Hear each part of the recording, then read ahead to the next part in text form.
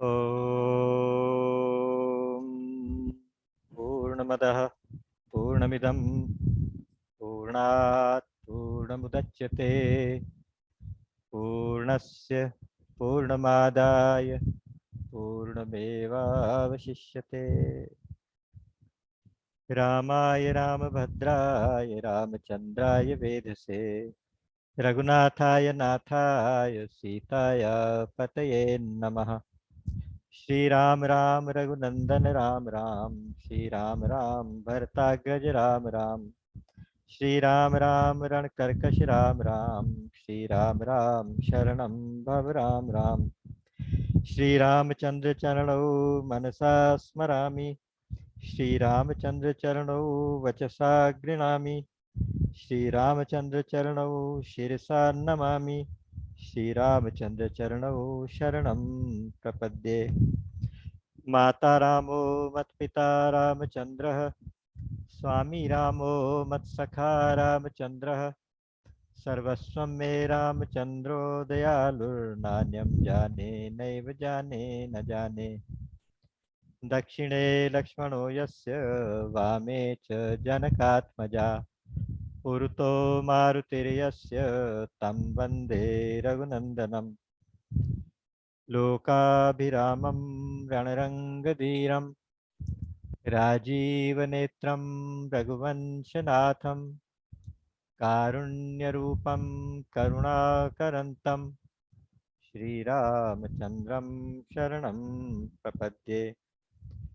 मनोजवं मारुततुल्यवेगं जितेन्द्रियं बुद्धिमतां वरिष्ठं, वातात्मजं वानरयूथमुख्यं श्रीरामदूतं शरणं प्रपद्ये।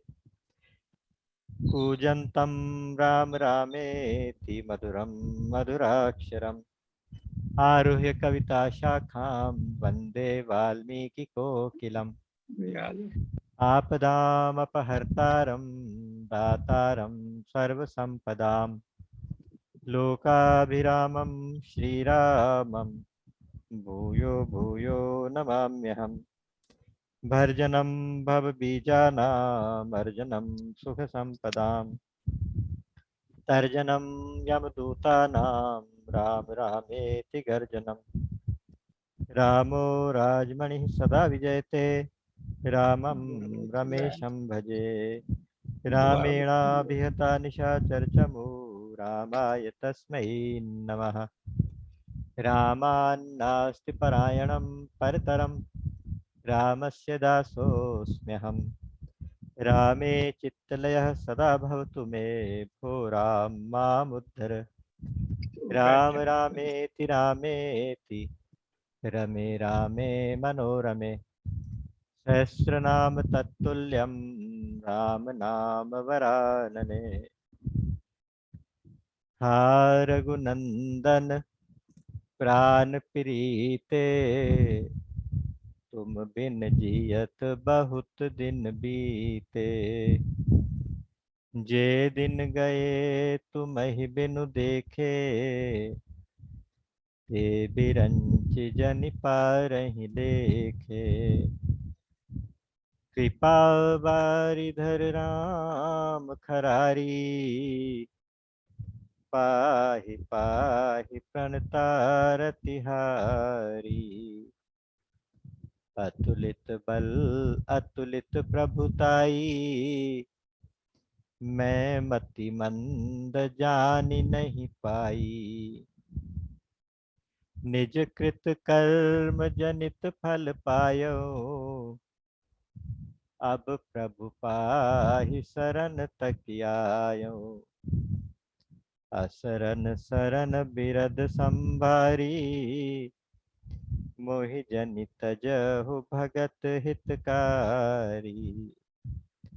श्रवण सुजसु सुनियायहु, प्रभु भंजन भव भीर। त्राहि त्राहि आरति हरन, सरन सुखद रघुबीर। मो सम दीन न दीन हित, तुम समान रघुवीर। अस विचारि रघुवंश मणि, हरहु विषम भव भी। कामिहि नारि प्यारी जिमि, लोभी प्रिय जिमि दाम। तिमि रघुनाथ निरंतर, प्रिय लागहु मोहि राम। राम राम। प्रभु की अनंत अहेतु की कृपा के कारण एक बार हम फिर से आज इस सत्संग में उपस्थित हो पाए। तो परमात्मा की अहेतु की कृपा को नमन करते हुए, शत शत कोटि कोटि नमन करते हुए, आप सबके हृदय में बैठे हुए भगवान के श्री चरणों में वंदन करते हुए आप सबका हार्दिक अभिनंदन। श्री रामचरितमानस परिक्रमा की इस यात्रा में हम सब निकले हैं। तो उसमें जैसा कि सबको मालूम है, एक एक प्रसंग को लेते हुए, थोड़ा थोड़ा आनंद लेते हुए आगे बढ़े जा रहे हैं। उस क्रम में हम वाल्मीकि जी के आश्रम में पिछली बार पहुंच गए थे। भगवान वाल्मीकि जी के आश्रम में पहुंचे। वाल्मीकि जी ने बाहर निकल के स्वागत किया और उनको बैठने को आसन इत्यादि दिया, स्वागत किया, सत्कार किया। भगवान ने दंडवत लेट के उनको प्रणाम किया। ऋषि ने उनको आशीर्वाद दिया। जब ये सब हो गया, शिष्टाचार वाली बातें हो गई, तो अब इसके बाद भगवान ने कहा कि हे मुनि, आप तो त्रिकालदर्शी हैं। सारे विश्व को आप ऐसे देख सकते हैं जैसे आपकी हथेली पे रखा हुआ बेर ऐसे ब्रह्मांड को देख पाते हैं। आप हमें ये बताएं कि हम अब कहीं रहना चाहते हैं। पहले पूरी कथा बताई कि कैसे वनवास हुआ, क्यों आना हुआ, वो सारी बात। हालांकि वाल्मीकि जी वो भी जानते थे, लेकिन उन्होंने सारी कथा सुनी। और अब श्री राम ने प्रश्न किया। उन्होंने कहा कि हमें बताइए कि हम अब भटक भटक के थक गए, अब हम कहाँ रहे, कहीं रहना चाहते हैं किसी वन में। तो वाल्मीकि जी मुस्कुराए, बोले कि आप पहले तो ये बताओ, आप कहाँ रहते नहीं। जहाँ आप ना रहते हो मैं बताऊँ, आप वहां जाके रह जाओ, लेकिन फिर भी उन्होंने बड़ी सुंदर स्तुति की है, जिसका हमने पिछली बार थोड़ा सा चिंतन किया था, पाठ किया था, जिसमें कहा गया था कि राम स्वरूप तुम्हार वचन अगोचर बुद्धि पर। आपका स्वरूप इस तरह का है, मन वाणी बुद्धि से परे। आपकी देह चिदानंदमय है, आप साक्षात ब्रह्म हैं, श्रुति सेतु के पालक हैं। और आपके साथ जो ये जानकी जी हैं, ये आपकी माया हैं, जो आपके इशारे पर पूरे विश्व का सृजन करती हैं, पालन करती हैं और उसका संहार भी करती हैं। और साथ आपके जो भैया हैं वो लखन लाल जी, वो साक्षात शेष अवतार हैं, जो पृथ्वी को अपने सिर पे धारण करते हैं। आप सब लोग मनुष्य का शरीर धारण करके मनुष्य की लीला कर रहे हैं, मैं आपको पहचानता हूँ। फिर भी जस काछिए तस चाहिए नाचा। उन्होंने कहा कि ठीक है, आपका पूछना बिल्कुल जस्टिफाइड है, क्योंकि आप नर लीला कर रहे हैं, इसलिए पूछ रहे हैं। तो आपका ये पूछना उचित ही है, क्योंकि जैसा शरीर धारण किया वैसी बात आपको करनी चाहिए, ऐसी लीला करनी भी चाहिए। तो आप सुनिए, अब मैं आपको रहने का स्थान बताता हूँ। सुनो राम अब कहूँ निकेता।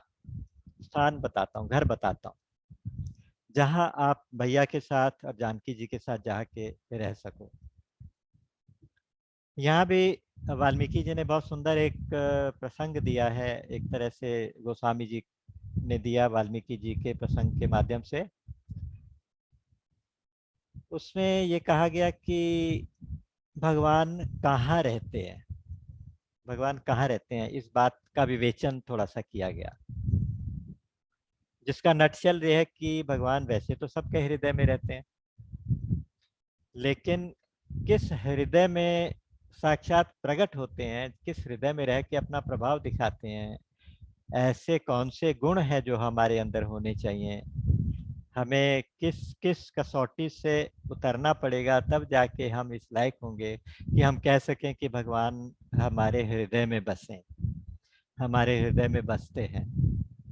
दिल के आईने में है तस्वीर यार, जब जरा गर्दन झुकाई देख ली। ये स्थिति आ जाए कि हमारे हृदय में भगवान रहते हैं, हम जब गर्दन झुकाएं देख लें, दूर तो जाना ना पड़े। लेकिन उस अवस्था के लिए कौन कौन से गुण होने चाहिए, तो वाल्मीकि जी ने बहाने से रहने के 14 स्थान बताए। पिछली बार हमने ये प्रसंग शुरू किया था। तो पहला उन्होंने कहा था कि जिस व्यक्ति के कान ऐसे हों जैसे समुद्र होता है, और आपकी कथाएं, आपका सत्संग, आपकी जो लीलाएं, लीला चरित्र, वो नदियों की तरह से हों। नदियां बहती आए और समुद्र में समा जाएं, समुद्र कभी पूरा ना हो, समुद्र कभी तृप्त ना हो, समुद्र कभी बोर ना हो नदियों को ग्रहण करते करते। तो ऐसे व्यक्ति के हृदय में आप रहिए। दूसरा, उसकी आंखें कैसी हों, ये दोनों हम कर चुके हैं इसलिए शॉर्ट में। आंखें कैसी हों, नेत्र कैसे हों, कहते हैं लोचन चातक, चातक बन जाए जिनकर राखे, जिन्होंने अपने नेत्रों को चातक पक्षी बना के रखा है। और आपका दर्शन एक बादल के समान है, उस बादल जैसे जो स्वाति नक्षत्र में वर्षा करेगा और उस वर्षा की बूंद लेके वो चातक तृप्त हो जाएगा। आपके दर्शन की एक बूंद, आपका एक अंश मात्र भी अनुभव, साक्षात दर्शन का वो अनुभव सैकड़ों नदियों और सैकड़ों समुद्रों से भी बढ़ के हो जाएगा उसके लिए। तो वो हर चीज को, बाकी सारे सुखों को अस्वीकार करेगा, एक्सेप्ट नहीं करेगा, केवल आपके दर्शन की एक बूंद का प्यासा हो जाएगा। तेरी एक बूंद के प्यासे हम, आता है ना एक भजन, तू प्यार का सागर है, तेरी एक बूंद के प्यासे। तो वो उनके दर्शन की एक बूंद के प्यासे जो लोचन हैं, जिनके नेत्र हैं, ऐसे साधकों के हृदय में आप रहिए। देखिए, दो चीजें हैं, तीन, बल्कि जो शुरू शुरू में तीन बात, तीन इंद्रियां इन्होंने गिनाई है ना, पहले कान, दूसरे नेत्र, और तीसरी जिह्वा। ये बहुत मीनिंगफुल है, क्योंकि संसार का सबसे ज्यादा प्रभाव सबसे पहले कान से आता है। तो इसलिए भक्ति भी सबसे पहले श्रवण से शुरू होती है। गीता जी में कहा, उसमें भागवत जी में कहा गया, श्रवणम कीर्तनम विष्णु स्मरणम, श्रवणम पहली भक्ति।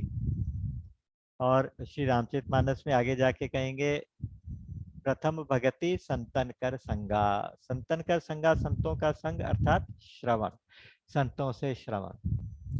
तो श्रवण भक्ति पहली है, उसका इफेक्ट सबसे पहले अपने इनपुट्स का कैसे ध्यान रखना है कि गलत चीज सुनना ही नहीं, गलत चीज देखना ही नहीं, सब में भगवान का ही दर्शन करना, संसार को देखना ही नहीं, संसार के बदले भगवान ही दिखाई देने लगे, ऐसी एक अवस्था आ जाए।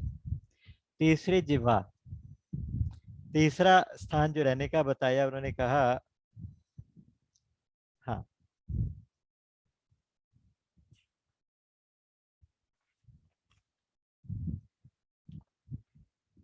जसु तुम्हार बानस मानस बिमल, हंसिन जीहा जासु, मुक्ताहल गुनगन चुनई राम बसों ही तासु। कहते हैं कि तुम्हारे जो यश हैं, तुम्हारे जो कथाएं हैं, वो एक मान सरोवर जैसी है। एक सरोवर है, मान सरोवर। तो ये मानस, जो रामचरित मानस है, इसकी उपमा भी, रामचरित मानस की उपमा भी मान सरोवर से की गई। और एक हंस उसमें रहता है, मान सरोवर में कहा जाता है कि हंस रहता है। हंस देखा किसी ने नहीं, लेकिन एक मिथोलॉजिकल एक करेक्टर है, जिसको कहते हैं कि उसमें दो क्वालिटीज होती हैं। वो जल में से चुन चुन के मोती खाता है, और दूसरा ये क्वालिटी होती है कि वो नीर और क्षीर को अलग अलग कर देता है, अर्थात जल और पानी अलग अलग कर देता है। उसके सामने जल और पानी रख सॉरी जल और दूध, नीर और क्षीर, जल और दूध रखिए तो दूध को ग्रहण करेगा, जल को छोड़ देगा। मिक्स करके रखे तो भी दूध दूध लेगा, नीर नीर छोड़ देगा। तो एक तरह से भक्तों के लिए उदाहरण दिए जाते हैं। इसी तरह से चातक भी एक ऐसा पक्षी इमेजिनरी है जो कहा जाता है कि ये अनन्य भक्ति का प्रतीक है, अनन्यता का प्रतीक। हमारी भक्ति में कितने अनन्य हो उसका एक उदाहरण सॉलिड चातक को दिया जाता है, जो अगर मरते मरते कहते हैं गंगा जी में गिरे तो भी चोंच ऊपर कर लेता है कि कहीं गंगा जल मेरे मुंह में न पड़ जाए, क्योंकि मुझे तो सिर्फ स्वाति नक्षत्र की बूंद चाहिए। इसके बहुत सारे उदाहरण भक्तों में आपको मिलेंगे, अभी आगे उदाहरण दिखेगा। सुतीक्ष्ण जी का उदाहरण बहुत सुंदर है, बहुत सुंदर। वो राम रूप का ध्यान करते हैं, राम रूप का ध्यान करते करते मग्न हो जाते हैं, एकदम पागलों जैसे यहाँ से वहां भागते हैं राम के इंतजार में। और जो राम स्वयं उनके सामने जा रहे हैं तो वो राम के ध्यान में डूबे हुए हैं, वो देख ही नहीं रहे। तो राम क्या करें, कितनी देर वेट करें। तो उन्होंने क्या किया भगवान राम ने कि उनके हृदय में जो राम के रूप का ध्यान था उसको बदल के चतुर्भुज रूप में दिखाई दे गए। तो कहते हैं ऐसे अकुला के उठे जैसे पता नहीं क्या अनर्थ हो गया, एकदम से ध्यान टूट गया कि मुझे ये दर्शन नहीं चाहिए था, मुझे तो वही दर्शन, लोचन चातक जिन करे, चातक की तरह से लोचन बनाए कि मुझे श्री राम का ही दर्शन करना है। उसमें आप कोई भी झांकी भगवान की, राम की, भगवान राम की, जैसे गीता जी में बहुत सारी झांकियों का हम चिंतन करते थे, ऐसे रामचरितमानस में भी बहुत सारी झांकियां हैं। एक बार एक पूरा टॉपिक इसके ऊपर ले लेंगे, बहुत सुंदर है कि राम के कौन से रूप की झांकी आपको पसंद है, आप उस रूप का ध्यान करें और उस रूप के लिए फिर अनन्य हो जाएं कि अब हमें यही रूप का दर्शन दर्शन चाहिए। और कानों में सिर्फ भगवान की कथा ही चाहिए, कानों में और संसार की बात सुनना नहीं। तीसरा उन्होंने कहा कि जो आपकी जिह्वा है वो क्या करे, दिन रात आपके गुणों का गान करे, गुणों का चिंतन करे, गुणों का गान करे। कीर्तन भक्ति, श्रवणम कीर्तनम, कीर्तन भक्ति है ये कि आपके यश रूपी मान सरोवर में से चुन चुन के आपके जो गुण गान है, वो मोती है, वो चुन चुन के ग्रहण करे, आपके गुणों के मोती चुन चुन के ग्रहण करे। और उसको, क्योंकि जिह्वा का उदाहरण देना है, स्त्रीलिंग है तो हंस की बजाय हंसिनी कहा, मुक्ताहल गुनगन चुनई, हंसिनी जिह्वा जास। हंसिनी जिह्वा उसकी हंसिनी, जो मोती को चुनती रहे, भगवान के गुणगान के मोती को चुन चुन के, राम नाम के हीरे मोती मैं बिखरावा गली गली, वो वाले मोती। तो उन मोतियों को वो फिर चुनती है। तो कहते हैं कि हे राम तुम उनके हृदय में बस जाओ, उनके हृदय में रह जाओ। भगवान ने तो कहा ही है, खुद ही कहा है, नाहम वसामि वैकुंठे योगिनाम हृदय न च, मद्भक्ता यत्र गायन्ति तत्र तिष्ठामि नारद। नारद जी ने पूछा था आप कहाँ रहोगे, कहाँ रहते हो, आपको अगर सुगमता से प्राप्त करना हो कैसे प्राप्त करें। तो कहते हैं कि भैया मैं ना तो वैकुंठ में रहता हूँ, ना योगियों के हृदय में रहता हूँ परमानेंटली, लेकिन मेरा भक्त जहाँ मेरा गुणगान कर रहा है, मेरे भक्त जहाँ मिल के कीर्तन कर रहे हैं, मिल के कथा वार्ता कर रहे हैं, तो मैं वहां जाके बैठ जाता हूँ। तत्र तिष्ठामि, वहां रहता हूँ, वहां बैठ जाता हूँ। और जहाँ कीर्तन होता है, जहाँ कथा होती है, वहां तो हनुमान जी महाराज खुद आके बैठ जाते हैं। आपने सुना है, यत्र यत्र रघुनाथ कीर्तनम तत्र तत्र कृत मस्तकांजलिम वाष्प वारी परिपूर्ण लोचनम नमामि मारुतिम राक्षसांतकम। तो जहाँ जहाँ रघुनाथ का कीर्तन है, जहाँ जहाँ भगवान की कथा है, कीर्तन है, वहां वहां जाके हाथ जोड़ के, आंखों में जल भर के, विनम्रता से, भक्ति से, आदर से हनुमान जी जाके बैठ जाते हैं। और एक बार मैंने आपको कथा सुनाई थी, कुछ लोगों ने सुनी होगी, कुछ ने शायद ना सुनी हो। एक भक्त पुंथानम हुए, वो केरल के गुरुवायूर टेम्पल से संबंधित हैं। तो वहाँ वो जब भागवत की कथा एक बार कर रहे थे, तो भगवान शंकर खुद अपने गणों के साथ, अपने परिजनों के साथ वहाँ बीच में संतों के बीच में बैठ के उनकी कथा सुना करते थे। और उनको एक दिन का प्रसंग इतना सुंदर लगा कि उन्होंने पुंथानम जी की पोथी में जो धागा होता है, या जो आप कहिए कि पहचान के लिए एक चीज कुछ रख देते हैं बीच में, बुक मार्क जिसे कहते हैं, तो उनका बुक मार्क वापस करके फिर उसी पेज पे रख दिया। अगले दिन आके फिर वहीं से कथा शुरू हो गई, तीसरे दिन फिर वहीं से शुरू हो गई। ऐसा करते करते कई दिन हो गए, 5 दिन हो गए।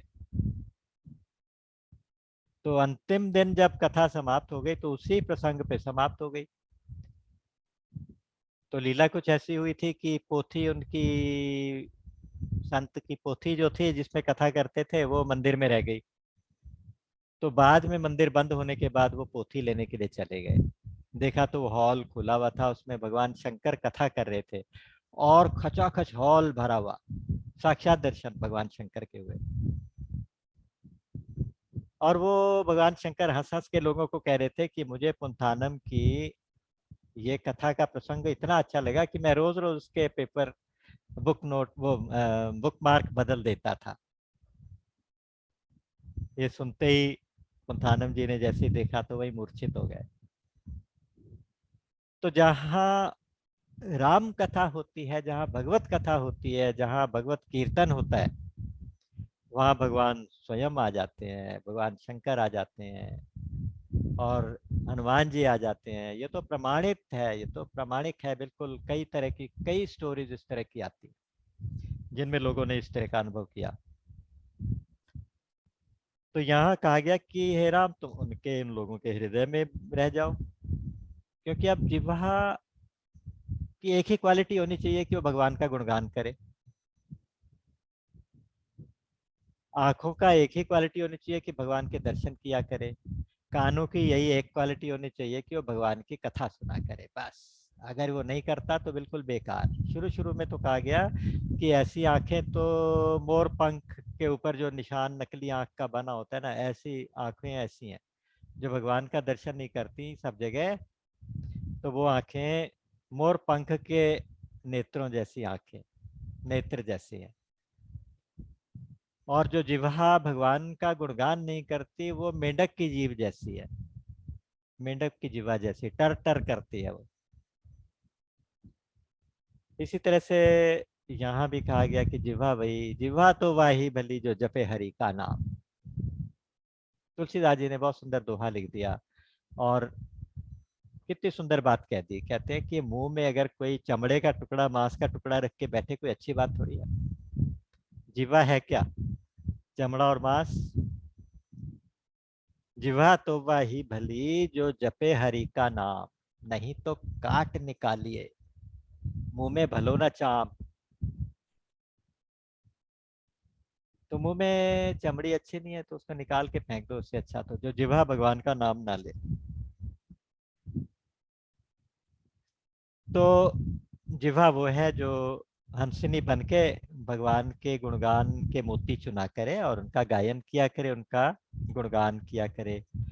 चौथा स्थान, नाक कैसी होनी चाहिए? नासिका, जो भगवान की पवित्र गंध ले, सब जगह भगवान की पवित्र गंध का स्वाद ले, आस्वादन करे।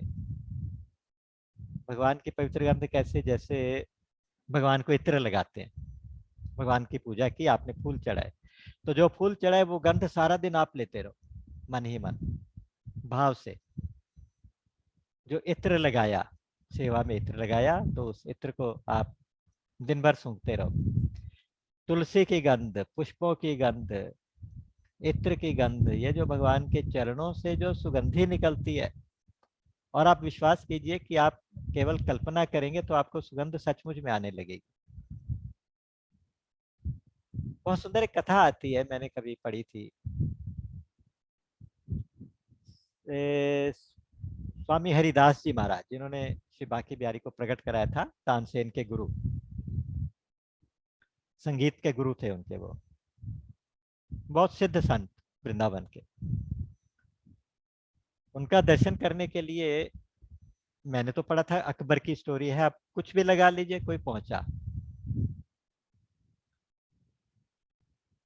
तो उनके दर्शन करने गए थे, तो स्वामी जी अपने ध्यान में बैठे थे, कहीं किसी लीला का दर्शन कर रहे अपने मन ही मन।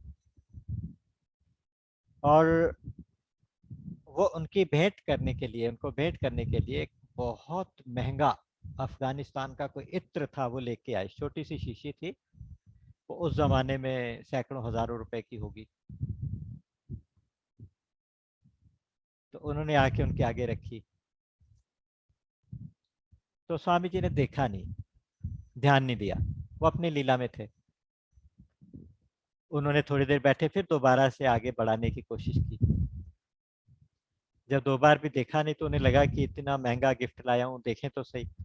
और आगे करके हाथ की तरफ किया, तो उन्होंने ऐसे ही हाथ में ली, खोल के साइड में गिरा दी जमीन में, और फिर अपने ध्यान में बैठ गए। तो उनको बुरा लगा, बहुत बुरा लगा। फिर भी अब संत की लीला को आप कुछ नहीं बोले तो अच्छा, क्योंकि समझ तो सकते नहीं। तो चुप करके बैठे रहे, और बड़े अनमने मन से फिर उठ के जैसे जाने लगे, तब तक उनका ध्यान टूटा। स्वामी जी ने कहा कि अरे आप ऐसा करें, पहले वृंदावन में मंदिर दर्शन करके आए, फिर मेरे पास आइए, फिर हमसे आपस में बात करते हैं, क्यों मंदिर बंद होने का समय हो जाएगा, आप पहले जाके दर्शन कराइए। तो कहते हैं कि जब वो बांके बिहारी के मंदिर में दर्शन करने गए, तो वहां उसी इत्र की गंध पूरे मंदिर में फैली हुई थी। बहुत हैरान भौचक्के से रह गए। उसके बाद वृंदावन के जितने मंदिरों में गए, सब जगह वही इत्र की स्मेल फैली हुई। वापिस आके चरणों में गिर गए, बोले कि प्रभु ये क्या बात थी, मुझे कुछ समझ में नहीं आई मेरी आपकी लीला। पहले थोड़ी आनाकानी करके फिर उन्होंने बताया। उन्होंने कहा कि जब आप मेरे पास आए थे, तो उस समय मैं ठाकुर जी की लीला देख रहा था। ठाकुर जी अपनी सखाओं के साथ थी, राधा रानी अपनी सखियों के साथ थी, और वहाँ होली का प्रसंग चल रहा था, आपस में होली खेल रहे थे, होली खेल रहे थे। उस होली में राधा रानी के पास जो रंग था, मैंने वो इत्र उनकी बाल्टी में उड़ेल दिया था, और जब वो ठाकुर जी को लगा तो सब तरफ फैल गया। तो ये भगवान की लीलाएं। नासिका वो जो भगवान की उस गंध का आस्वादन किया करे। प्रभु प्रसाद सुचि सुभग सुबासा, सादर जासु लहई नित नासा।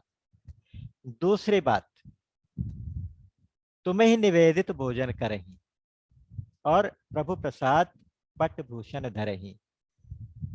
दूसरी बात यह है कि स्वाद लेने के लिए हम जो खाना खाते हैं, ये नोट करने वाली बात है कि हम जो भी खाना खाएं, पहले प्रभु को निवेदित करके खाएं, प्रभु को भोग लगा के खाएं। उससे दो फायदे होंगे। एक तो आप कभी भूलेंगे नहीं, आपके भगवान के साथ जुड़े रहना है। दूसरा फायदा ये होगा कि आपके सारे भोग प्रसाद बन जाएंगे। अगर हम अपने जो हमने भोग करना है, भोजन को खाना है, तो उस भोजन का भोग लगाएंगे, तो वो भोग से प्रसाद बन जाएगा। उसमें से निकला क्या, उस भोजन में से कुछ भी नहीं, एक छटाक भी कम नहीं हुआ, 1 ग्राम भी कम नहीं हुआ। लेकिन आपने जिस भाव से दिया, प्रभु को निवेदित किया, तो वो भाव प्रभु ले लेते हैं, अपनी आंखों से ले लेते हैं, अपनी दृष्टि से उस भाव को ग्रहण कर लेते हैं। क्योंकि सारे जो ये जो सब्जेक्ट है, भाव के ऊपर निर्धारित है, भाव के ऊपर आधारित है। तो जैसा भाव होगा, उस भाव को प्रभु ले लेंगे। जैसे आप चम्मच से किसी को कुछ खिलाएं, तो भोजन ग्रहण कर लेगा, चम्मच तो आपके पास रहेगा। तो उसी तरह से जो भोजन आप भगवान को अर्पित कर रहे हैं, जो नैवेद्य आप भगवान को अर्पित कर रहे हैं, वो उस चम्मच जैसा है जिसमें भाव रूपी भोजन रखा है। भगवान उस भाव को लेते हैं, भाव के भूखे भगवान होते हैं। भगवान उस भाव को ले लेते हैं, चम्मच तो वही रखा रहता है, यानी वो भोजन वही रखा रहता है, लेकिन भगवान भाव को ले लेते हैं। तो आपका हर भोजन प्रसाद बन जाएगा। और देखिए, अगर आप हर भोजन को भगवान के निवेदित कर रहे हैं, भगवान को समर्पित कर रहे हैं, तो ये भी सावधानी रहेगी, स्वाभाविक रूप से आ जाएगी, अंदर से ही मन नहीं करेगा कि कोई भी ऐसी चीज भगवान को अर्पित की जाए जो खाना अच्छी बात नहीं होती। तो आप ऐसी कोई भी ना खाने लायक चीज भगवान को अर्पित ही नहीं करेंगे। अर्पित नहीं करेंगे तो क्योंकि भगवान को अर्पित नहीं हुई तो वो आप भी नहीं खाएंगे। तो एक तो आपका भोजन शुद्ध सात्विक हो जाएगा। सात्विक होने से सत्वगुण की वृद्धि होगी, सत्वगुण की वृद्धि होने से भगवान से नजदीकी बढ़ जाएगी, भगवान हमेशा याद रहेंगे। और हमारा हर भोग केवल खाना नहीं, उसने कहा कि प्रभु को अर्पित करके आप कुछ भी आभूषण पहनिए। आभूषण पहनने को मना नहीं है, सजने धजने को मना नहीं है, सुंदर कपड़े पहनने को भी मना नहीं है, लेकिन प्रभु प्रसाद पट भूषण धरही। अपना कपड़ा, अपने आभूषण, जो कुछ भी आप पहन रहे हैं वो भगवान को समर्पित करके तब पहने, ठाकुर जी से परमिशन लेके तब पहने। कुछ भी नई चीज आए तो भगवान को पहले, तो ये चीज नियम बना लें। तो जो इस तरह का काम करेगा उसके हृदय में भगवान रहने को तैयार हैं। तीसरी बात, शीश नवई सुर गुरु द्विज देखी, प्रीति सहित करी विनय विशेषी। देवता के आगे, गुरु के आगे, ब्राह्मण के आगे बहुत ही विनम्रता के साथ ये सिर झुक जाए, तो ऐसा सिर ठीक है। लेकिन जो सिर गुरु के आगे नहीं झुकता, देवता के आगे नहीं झुकता, ब्राह्मण के आगे नहीं झुकता, तो पीछे बताया था ऐसा सर कड़वी तुम्बी के जैसा है। जैसे गोल कद्दू कड़वा होता है कोई, उसका जो खोल सूखने के बाद जो बनता है वो तुम्बी, कड़वी तुम्बी, तो वो उसके जैसा ही है। तो देवता, ब्राह्मण और गुरु के आगे जो सिर झुकाते हैं। तीसरी चौथी बात, हाथ कैसे हो जाए कि जो भगवान की सेवा करें और राम के चरणों की सेवा करें। इसको थोड़ा सा, इसकी एक्सटेंशन आप ये मान लीजिए कि आ, अब जितने भी जनता है, जनता जनार्दन कहते हैं ना, जनता जनार्दन की सेवा करें इस भाव से कि ये प्रभु की सेवा हो रही है। तो प्रभु की सेवा करें, सर्वभूत हिते रताः, सब भूत प्राणियों के हित में लगे रह के उनकी सेवा करें, भगवान के चरणों की सेवा करें। ऐसे हाथ सार्थक हैं। ऐसे हाथ जिसके हों उसके हृदय में निवास करते हैं भगवान। चरण कौन से, पैर कैसे होने चाहिए? पैर ऐसे होने चाहिए जो चल के भगवान की तरफ को आचरण करे, भगवान की तरफ गति करें। माम एकम शरणम व्रज, व्रज मतलब चलो, भगवान की शरण की तरफ गति करो। तो ऐसे चरण, ऐसे आचरण जिसके हैं उसके हृदय में भगवान रहते हैं। और जिनके हृदय में केवल भगवान का ही भरोसा हो, कि भगवान के अलावा और किसी पे कोई भरोसा नहीं, केवल भगवान का ही एक सहारा, भगवान का ही एक भरोसा, तो जिसका हृदय ऐसा हो, हाथ ऐसे हो, पैर ऐसे हो, सिर ऐसा हो, जिह्वा ऐसी हो, नासिका ऐसी हो, ऐसे भक्त के हृदय में हे प्रभु आप निवास करो। ऐसा होने से क्या होगा कि जब जब आप जो जो काम करेंगे वो भगवान की सेवा हो जाएगी, जो जो कुछ करेंगे वो भगवान की पूजा हो जाएगी। यद यद कर्म करोमि तत् तत् अखिलम शंभो तवाराधनम। भगवान शंकर की जो मानसिक पूजा में हम ये कहते हैं कि आत्मा त्वम गिरिजामति सहचरा प्राणा शरीरम गृहम, पूजा ते विषयोपभोग रचना निद्रा समाधि स्थिति, संचारः पदयो प्रदीक्षण विधि स्तोत्राणि सर्वागिरो, यद यद कर्म करोमि तत् तदखिलम शंभो तव आराधना। हमारे हाथों से किया गया हर कार्य आपकी सेवा हो। हमारे पैरों से चला गया हर कदम आपकी तरफ गति करे। हमारे सोने से आपका दंडवत हो जाए। हमारे बोलने से आपकी स्तुति हो जाए। और हमारे भोजन करने से आपको नैवेद्य लगाना हो जाए। कबीरदास जी ने बहुत सुंदर पद इसके ऊपर लिखा है, पूरा पद है बड़ा सुंदर। साधो सहज समाधि बली, प्रभु प्रसाद जा दिन से उपजी, दिन दिन अधिक चली, साधो सहज समाधि बली। तो सहज समाधि में रहेगा इंसान, उसमें हर कर्म प्रभु की आराधना बन जाएगा। अपने व्यवहार को परमार्थ में बदलने के लिए सब जगह ये इमेजिन करें कि ये जो कुछ हो रहा है भगवान के लिए हो रहा है। हम अपने लिए कुछ नहीं कर रहे, भगवान के लिए कर रहे हैं।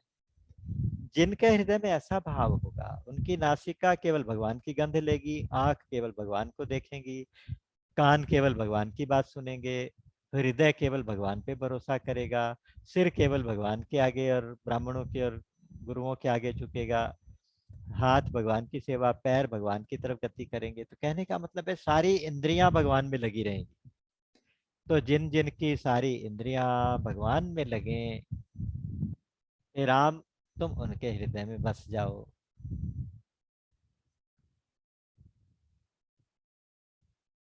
अच्छा, अब क्या कहते हैं? पांचवा स्थान, ये तो चौथा था, पांचवा स्थान क्या है? कि मंत्र राज नित जपहि तुम्हारा।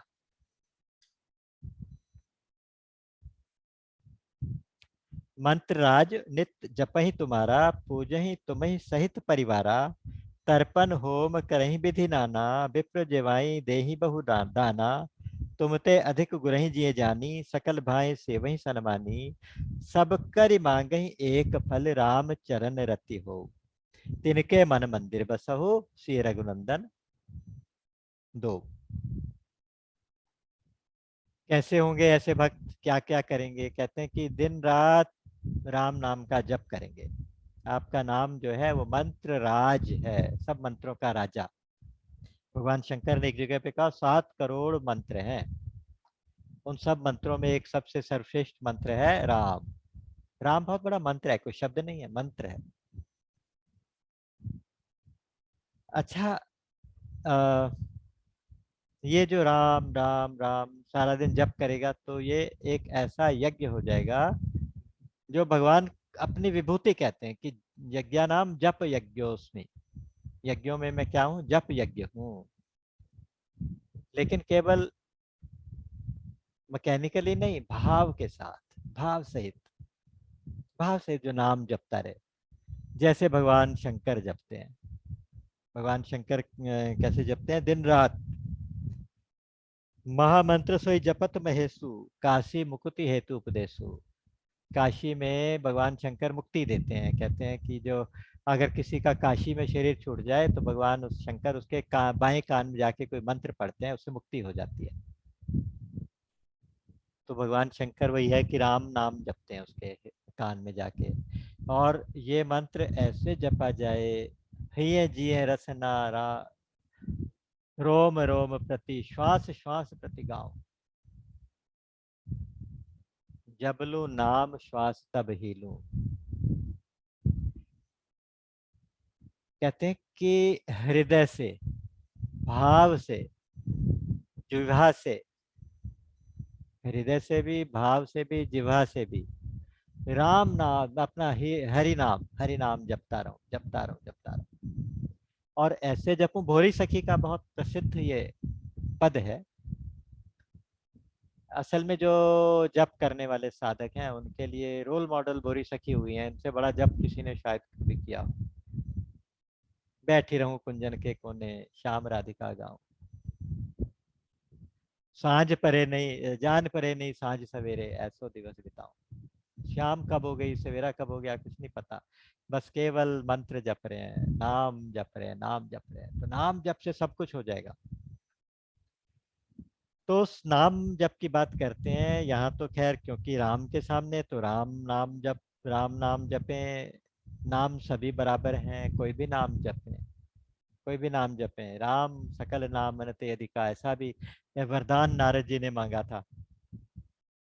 आगे हम प्रसंग पढ़ेंगे कि भगवान से वरदान मांगा कि हालांकि आपके बहुत सारे नाम हैं, जैसे बहुत सारे तारे हैं आसमान में अनगिनत, उनके बीच में चंद्रमा जैसे चमकता है, ऐसे आपका नाम चमकता रहे, ऐसे आपका नाम हो जाए। तो भगवान ने एव मस्तु कहा उसे, नारद जी को ये वरदान भी दिया था। और शिव जी ने पार्वती जी को क्या कहा था, राम रामेति रमे रामे मनोरमे सहस्र नाम तत्तुल्यम राम नाम वरानने। विष्णु सहस्र नाम का पाठ करें अच्छी बात, लेकिन राम एक बार कह दें तो विष्णु सहस्र नाम के बराबर हो जाता है। तो ये मंत्र राज नित्य जपहि तुम्हारा, ऐसे लोग जो तुम्हारे मंत्र को, तुम्हारे इस नाम को दिन रात जपते हैं। और हाँ, परिवार के सहित तुम्हारा पूजन भी करें, यज्ञ भी करें, तर्पण भी करें, सब तरह की अच्छी पुण्य पुण्य वाली क्रियाएं करें, सारे पुण्य करें, लेकिन उन सब का एक ही फल भगवान से मांगे। उसके बदले भगवान के चरणों में प्रीति मांगे। अगर संसार मांग लिया भगवान के बदले, तो इसका मतलब हमने भगवान से संसार को बड़ा मान लिया। अगर हमने भगवान का नाम जपा और उससे भगवान ने कहा कि कुछ मांग लो, तो हमने भगवान से भगवान को ही मांगना है, भगवान से उनकी प्रीति ही मांगनी है बस, और कुछ मांगना ही नहीं है। क्योंकि भगवान से बड़ा और कुछ हो ही नहीं सकता कि जो भगवान के दर्शन का फल जिस रूप में मिले, वो भगवान से बड़ा हो तभी तो मिले, तभी तो हम मांगे। तो ऐसा कहा गया कि बस भगवान से बड़ा कुछ नहीं, तो भगवान से भगवान को मांगे, भगवान से उनके चरणों की प्रीति मांगे। जैसे कि भरत जी ने मांगी, अर्थ न धर्म न काम रुचि गति न चाहो निर्वाण, जन्म जन्म रति राम पद यह वरदान न आन, सीता राम चरण रति मोरे अनुदिन बढ़हु अनुग्रह तोरे। केवल राम के चरणों में प्रीति मांगे, तो जितने भी कार्य करें, पूजन तर्पण होम, ब्राह्मणों को दान दें, गुरु सेवा करें, सब कर्मों के बदले केवल चरण कमल का अनुराग।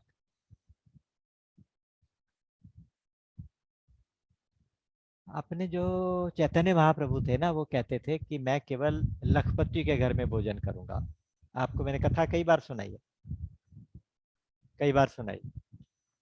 एक कोई सेठ पहुंचे उनके पास, चैतन्य महाप्रभु कीर्तन करते हुए जगह जगह विचरण किया करते थे, जगह जगह जाके अपना हरि नाम का प्रचार करते थे। तो एक जगह एक सेठ जी आए, उन्होंने प्रार्थना की, बहुत ही अच्छे सात्विक सेठ थे। प्रार्थना की कि आप हमारे घर में चरण पद डालें और वहाँ प्रसाद पालें।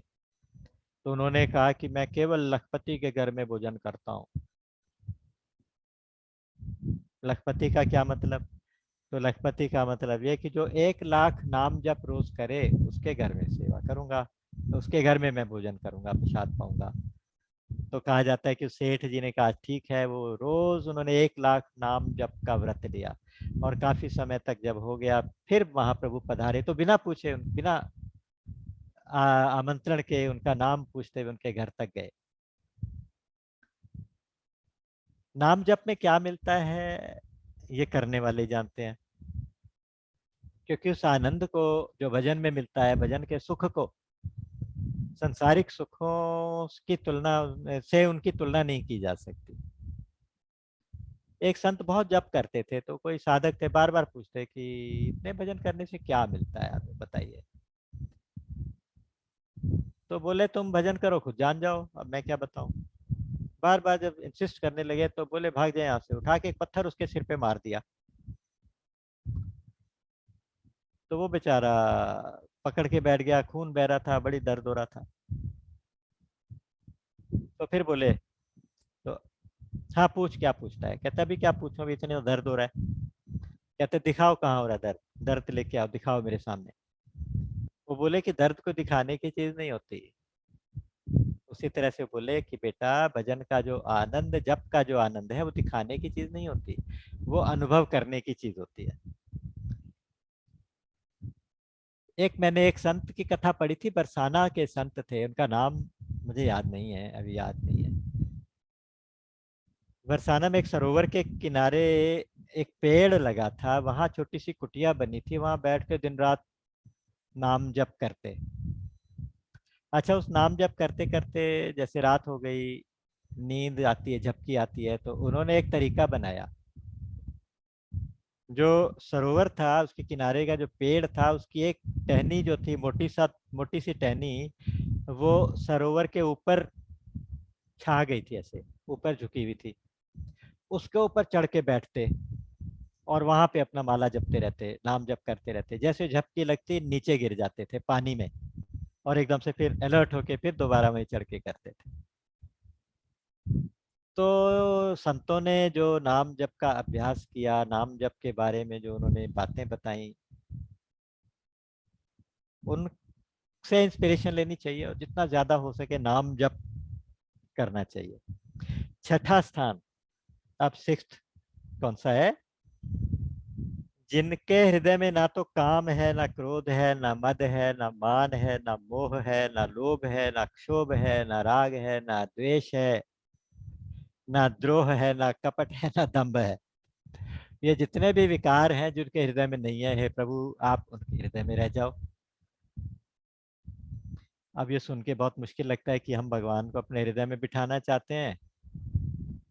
इतनी सारी चीजें तो हमारे अंदर है, सब कुछ है, काम भी है, क्रोध भी है, लोभ मद मान मोह लो कपट दंभ पाखंड, सब कुछ तो हमारे अंदर भरा हुआ है।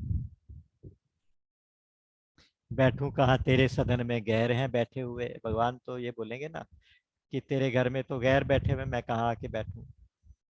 तो उसका इन सब का एक ही रामबाण इलाज है, ये सारे के सारे दुर्गुण एक साथ दूर हो जाए, धुएं की तरह से छट जाए, कि आप भगवान को अपना मान लो, भगवान के साथ अपनापन कर लो। भगवान मेरे हैं, मैं भगवान का हूं, इस व्रत को ले लिया जाए अगर। ये इससे थोड़ा सा हट के एक बात है कि मैंने चिंतन किया इसके ऊपर, मुझे लगा कि इसका क्या तरीका हो सकता है। हमेशा भगवान को पुकारते रहे। एक ऐप निकली है फोन के लिए, वो ऐप का लिंक मैंने बहुत से लोगों को भेजा भी है, बहुत से लोगों ने उसे डाउनलोड भी किया। उसके अंदर क्या है कि हर 15 मिनट में एक अलार्म सेट है, एवरी 15 मिनट्स। आप चाहें तो उसे टाइम बढ़ा सकते हैं, आधे घंटे का 1 घंटे का भी कर सकते हैं, मैंने उसे 15 मिनट का ही रहने दिया। और हर 15 मिनट के बाद स्वामी श्री रामसुखदास जी महाराज की आवाज आती है। उसमें ये हे राम हे नाथ हे प्रभु हे मेरे नाथ मैं आपको भूलूं नहीं, हे राम हे प्रभु हे मेरे प्रभु हे मेरे नाथ मैं आपको भूलूं नहीं। बस 15 मिनट के बाद इतना सा कुछ सेकंड का अलार्म, इससे आपको तुरंत याद आ जाता है कि हाँ मुझे भगवान को भूलना नहीं है। तुरंत आप दोबारा से याद करते हैं, बार बार, जैसे कीले को चक्की चलती चक्की का कीला पकड़ना। भगवान को भूलना नहीं है, भगवान से अपनापन, कि भगवान ही मेरे हैं, मैं भगवान का ही हूँ और किसी का नहीं हूँ, केवल भगवान ही मेरे हैं, मेरा और कोई भी नहीं है। तो इसे दृढ़ता से स्वीकार करो, स्वामी जी कहा करते थे, इसे दृढ़ता से स्वीकार करो। जब आप लगातार लगातार भगवान को हर 15 मिनट पे याद कर रहे हैं, पुकार कर रहे हैं, उस पुकार का इतना असर होगा कि ये जितने भी काम क्रोध मद मान लोभ मोह, ये जितने भी विकार हैं, ये सारे के सारे भाग जाएंगे, डर के मारे भाग जाएंगे। आप प्रभु को पुकारो, बस इस पुकार को और नित्य स्मरण को, मतलब कॉन्टिन्यूस होता है एक रिमेम्बरेंस, कॉन्टिन्यूस रिमेम्बरेंस, अपनापन, भगवान के साथ प्यार, ये दो बातें जब पुकारते रहोगे तो प्यार भी अपने आप उमड़ता है, अंदर से अपने आप उमड़ता है आवाज में, वो फिर आपके वो खिंचाव भी आ जाएगा कि जिससे भगवान सुन भी लेंगे। तो ये सारे के सारे जिसके अंदर इतने दुर्गुण ना हो, हे प्रभु आप उनके हृदय में रह जाइए। 7वां स्थान कौन सा है? 7वां स्थान बताया कि सबके प्रिय सबके हितकारी, सुख दुख सरिस प्रशंसा गारी, कहाई सत्य प्रिय वचन विचारी, जागत सोवत शरण तुम्हारी। तुम्हें छाड़ी गति दूसरी नाही, राम बसऊ तिनके मन माही। इसमें क्या क्या कहा गया कि सबके प्यारे हैं, सबके हितकारी हैं। आप सबका भला करोगे तो सब आपको प्यार करेंगे, है ना। तो सबके प्यारे बन जाओगे और सबके सबका हित की सोचो, सबका भला कैसे हो, बस ये सोचने लगो। मैं दूसरों के किस काम आ सकूं, ये एक लगन लग जाए। सुख दुख निंदा और स्तुति में सम। आप देखिए सुख दुख आने जाने वाले हैं, निंदा और स्तुति मन और शरीर के लेवल तक की है, बुद्धि के लेवल तक है। ना तो मैं शरीर हूँ, ना मन हूँ, ना बुद्धि हूँ, मैं तो इन सब का मालिक हूँ। तो ये भाव जैसे ही आ जाएगा तो सुख दुख प्रशंसा गाली सब समान लगने लगेंगे। हम फिर आसानी से अपने मार्ग से विचलित नहीं होंगे। तीसरी बात उन्होंने यहाँ पे कही है कि जागत सोवत शरण तुम्हारी। जाग रहे हैं तो भी आपकी शरण, सो रहे हैं तो भी आपकी शरण। केवल आप ही हमारा सहारा है, केवल आप ही हमारे हैं बस। और केवल आप ही उनकी एकमात्र गति है। कृष्ण स एवाय गतिर्ममायम। गोपी से किसी ने पूछा कि तुम कृष्ण से इतना प्यार क्यों करती हो, बहुत सुंदर है इसलिए, बहुत गुण वाले हैं इसलिए? कहती है नहीं, असुंदर सुंदर शेखरोवा, गुणैर्विहीनो गुणुना गुणिनाम वरोवा, द्वेषी मई स्यात् करुणाम्बुधिर्वा, कृष्ण स एवाय गतिर्ममायम। बहुत सुंदर है, इतने पावरफुल वर्ड्स हैं, इतने सुंदर वर्ड्स हैं। वो कहते हैं कि चाहे वो बिल्कुल बदसूरत हो कृष्ण, मुझे कोई मतलब नहीं, और या सुंदरों का शिरोमणि हो, जितने सुंदर हैं सबसे टॉप सुंदर हो, सुंदरा सुंदर शेखरोवा, कुछ भी हो, उससे मुझे कोई मतलब नहीं। या गुणैर्विहीनो गुणी नाम बरोवा, या एक भी गुण उसके अंदर ना हो, गुण विहीन हो, या सारे गुण उसके अंदर हो, तो भी कोई मतलब नहीं। अच्छा ये भी नहीं गोपी कहती कि वो मुझे प्यार करे, गोपी कहती है कि मेरे से द्वेष करे या मुझे प्यार करके आलिंगन करे, चाहे जैसा करे वो उसकी मर्जी। बस मेरे लिए तो इतना है, कृष्ण स एवाय गतिर्ममायम। कृष्ण ही केवल मेरे गति हैं, मुझे और कुछ करना आता ही नहीं, कृष्ण मेरे हृदय से निकलता ही नहीं। तो कृष्ण ही मेरी एकमात्र गति है। मुझे भजन करना है तो करना है, उसको याद करना है तो करना है। क्यों करना है ये मत पूछो, हमें पता ही नहीं क्यों करना है, हम इस बात में जोर ही नहीं लगाते क्यों करना है। नान्यम जाने नैव जाने न जाने, ना तो मैं और किसी को जानता हूँ ना जानना चाहता हूँ। नहीं जानता नहीं जानता नहीं जानता, और किसी को जानता ही नहीं। तो इतना भरोसा, इतना अपनापन, इतना प्यार जो करे आप उनके हृदय में वास कर लीजिए। जैसे गाय उसमें एक लिखा है, मैया सक्त मना पार्थ योगम युंजन मदाश्रय, मद आश्रय, मेरे ही आश्रित रहे। तो और मुझ में ही आसक्त मन वाला हो, मुझ में ही मन लगा दे। मैं ये मन आधत स्वमयि बुद्धिम निवेशय, निवशिष्यसि मय्येव अत ऊर्ध्वम न संशय।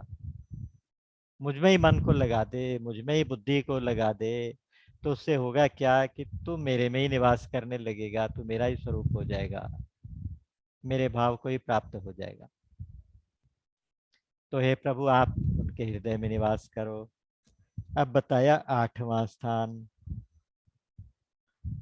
जिनके लिए दूसरे की नारी माता के समान, दूसरे का धन विष के समान,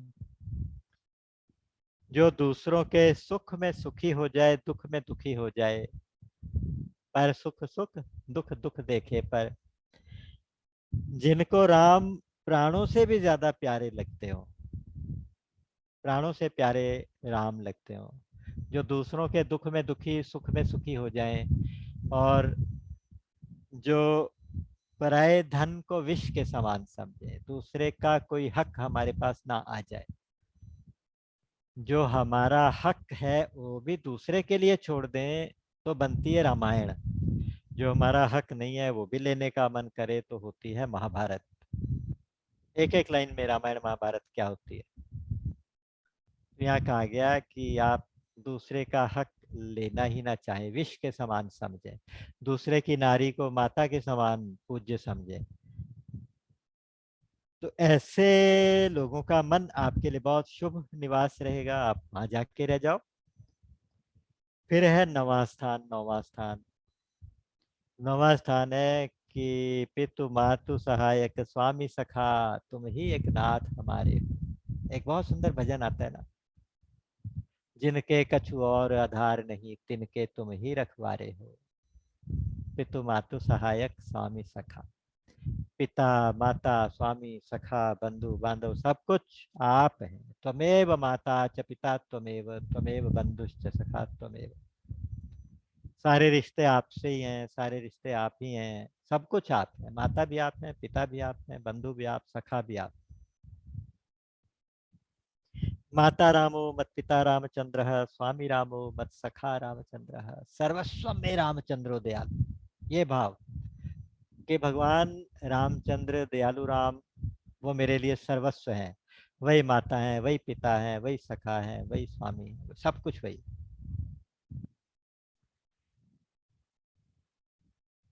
तो ऐसे लोगों का जो हृदय है, उनके मन मंदिर में आप तीनों निवास करो, राम लक्ष्मण सीता, ज्ञान भक्ति और वैराग्य, तीनों साथ साथ रहेंगे उनके हृदय में। अब आइए 10वां स्थान। 10वां स्थान ये कहते हैं कि जो दूसरे के अवगुणों को तो इग्नोर करें, और उसमें जो गुण दिखाई दे उसको ग्रहण करें। अवगुण छोड़ के गुण को ग्रहण करें। संसार में कहा गया कि सुनहु तात माया कृत, गुण और दोष अनेक, गुण यह उभय न देखिए, देखिए सो अविवेक। और दूसरी जगह कहा कि विधि प्रपंच गुण अवगुण साना। ये जितना भी पंच भौतिक जगत है ना, ये गुण और अवगुण से मिला के बनाया गया। ब्रह्मा जी ने प्योर कुछ नहीं बनाया, सब कुछ मिला जुला बनाया। ऐसा कोई भी व्यक्ति नहीं होगा जिसमें सारे गुण ही गुण होंगे, अवगुण कोई ना होगा। ऐसा कोई भी व्यक्ति नहीं होगा जिसके अंदर सिर्फ अवगुण ही अवगुण होंगे, दोष ही दोष होंगे, गुण कोई नहीं होगा। ऐसा नहीं हो सकता। तो आप जिसको भी देखें, जिससे भी मिलें, उनके अवगुण छोड़ के गुणों को ग्रहण करें। ब्राह्मण और गाय की सेवा करें,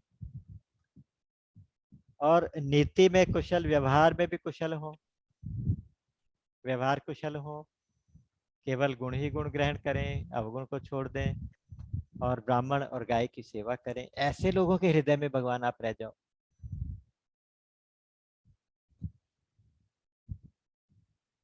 हम एक्चुअली क्या कहा गया कि हमारे जो दोष है ना, ये हमारी पीठ के जैसे हैं, बैक जैसे हैं।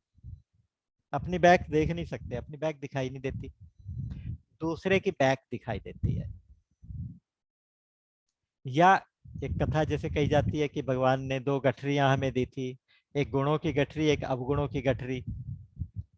हमें अपने अवगुणों की गठरी सामने रखनी थी और गुणों की पीछे रखनी थी, ताकि अवगुणों को देखते रहें, अपने अवगुणों को देखते रहें, और जब किसी और को देखें तो उसकी पीठ दिखाई दे तो हमें दूसरे के गुण ही गुण दिखाई दें। हम सबने कर लिया उल्टा, अपने गुणों की गठरी तो डाली पीछे, इग्नोर कर दिया, और अवगुणों की गठरी को आगे लटका दिया, और गुणों की गठरी को आगे, अपने गुण देखते रहे, अवगुणों को पीछे डाल दिया। तो अब अपने अवगुण दिखाई नहीं देते। और देखिए एक बहुत खास बात स्वामी जी कहा करते थे, बड़ी सुंदर बात कहते थे कि दूसरे के दोष देखने का अधिकार आपको किसने दिया? आपको अधिकार ही नहीं है दूसरे का दोष देखने का, कि फला व्यक्ति में फला दोष है, ये देखने का आपको अधिकार ही नहीं है। तो इसलिए दूसरे का दोष देखो ही मत।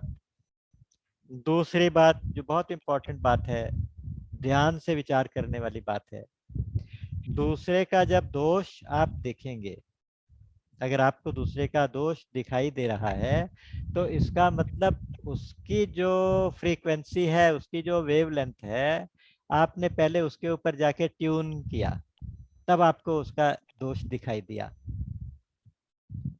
जैसे रेडियो के ऊपर स्टेशंस को ट्यूनिंग करते थे, हर रेडियो स्टेशन की एक फ्रीक्वेंसी होती है, उस फ्रीक्वेंसी पे वेवलेंथ के अकॉर्डिंगली फ्रीक्वेंसी से आप उसको डायल को घुमा के वहाँ करते, तो वहाँ की आवाज़ सुनाई देने लगती थी। कभी रेडियो सिलोन लगा लिया, कभी विविध भारती लगा लिया, इस तरह से जो होते थे, आजकल एफएम होते हैं। तो जहाँ आप जिस जगह को देख सुनना चाहते हैं, ट्यून करना, वहाँ पे ट्यून करना पड़ेगा।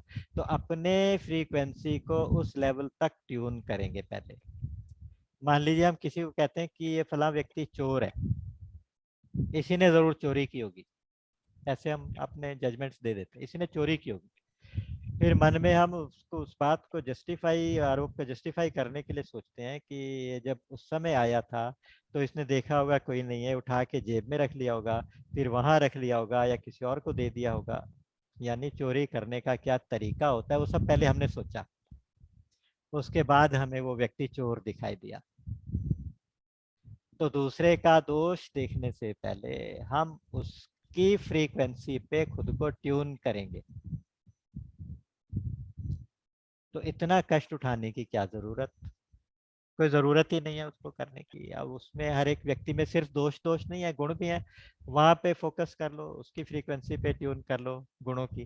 तो यहाँ वही लिखा गया कि केवल गुणों को ग्रहण करें, अवगुणों को छोड़ दें, दूसरे का दोष दर्शन बिल्कुल ना करें।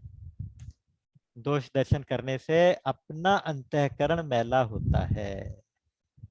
अगर दूसरे में दोष दिखाई दे रहा है तो पहले अपना चश्मा साफ कर लें,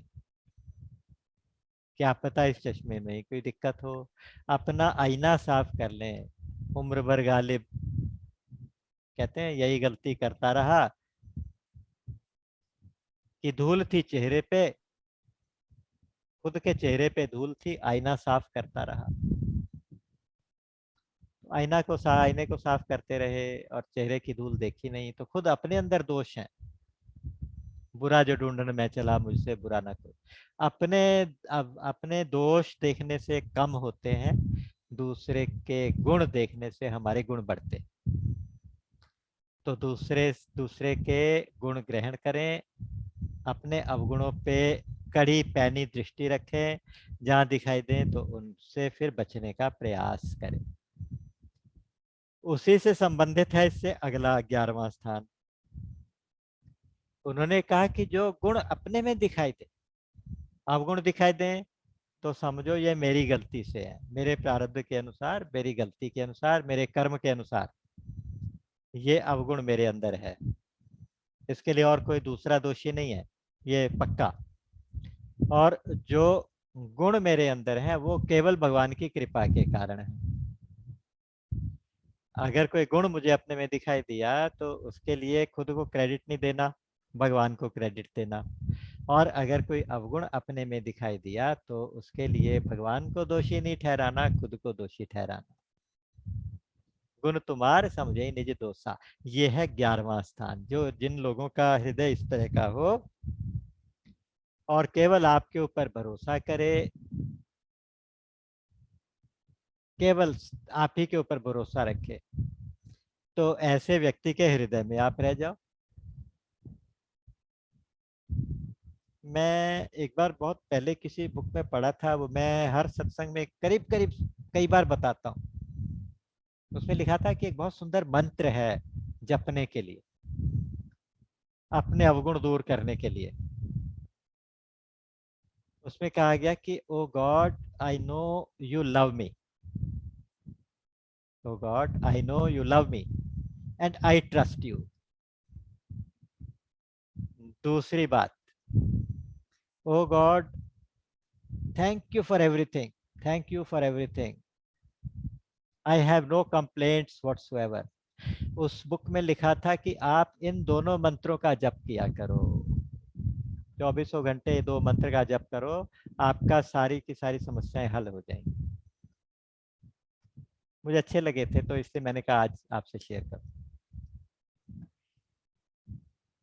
तो ये 11वां स्थान था कि जिसको गुण दिखाई दे अपने अंदर तो वो भगवान की कृपा के कारण है, और अगर अवगुण दिखाई दें तो मेरे अपने ही कारण हैं, ऐसा विचार जिसके अंदर रहे तो हे राम तुम उनके हृदय में रहो। और जिनको राम के दास राम के भक्त प्रिय लगते हो आप उनके हृदय में रहो। जिनको केवल आपका ही भरोसा हो, यद्यपि जन्म कुमातु ते 65 सदा सदोष, आपन जान न त्यागी हई मोहि रघुबीर भरोस। भरत जी का ये भरोसा दिलाने वाला दोहा बहुत सुंदर है। भरत जी के वचन कहते हैं, हालांकि इतनी बुरी माता से मेरा जन्म हुआ जो राम की विरोधी हो गई, ऐसी कुमाता से मेरा जन्म हुआ, और मेरे अंदर इतने दोष हैं, मैं इतना दुष्ट हूँ, मेरे कारण भगवान राम कष्ट पा रहे हैं, फिर भी मुझे भगवान की कृपालुता दयालुता पे भरोसा है, भगवान की कृपा पे भरोसा है कि जब वो देखेंगे कि ये मेरा अपना है तो मुझे त्यागेंगे नहीं, मुझे पूरा भरोसा है। आप उन जानना त्यागी हैं, वही रघुवीर भरोस, मुझे रघुवीर का भरोसा है। तो ऐसा भरोसा जिनके हृदय में हो आप उनके हृदय में रहो। 12वां स्थान, जाति पाति धन धर्म बढ़ाई प्रियजन परिवार घर, ये सब कुछ जितने भी है ना,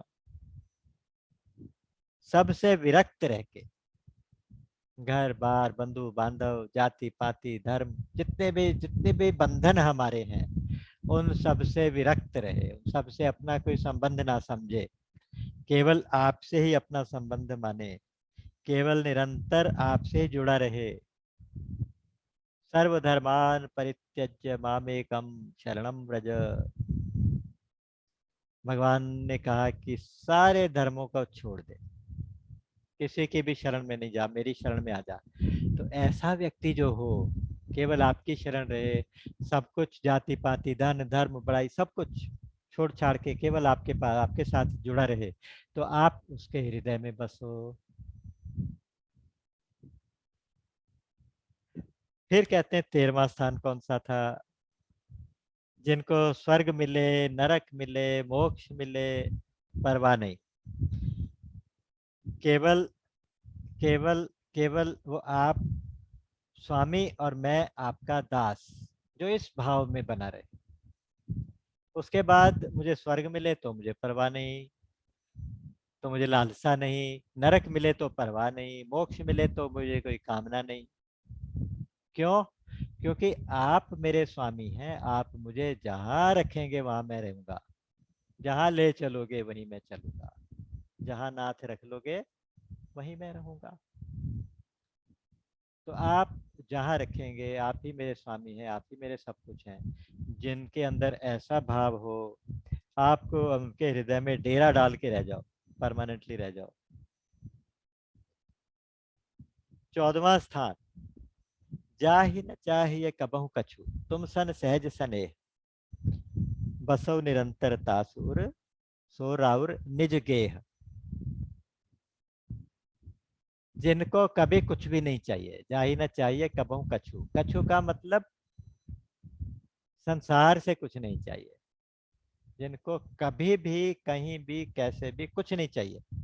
अब कछु नाथ न चाहिए मोरे दीन दयाल अनुग्रह तोरे, केवट ने कहा।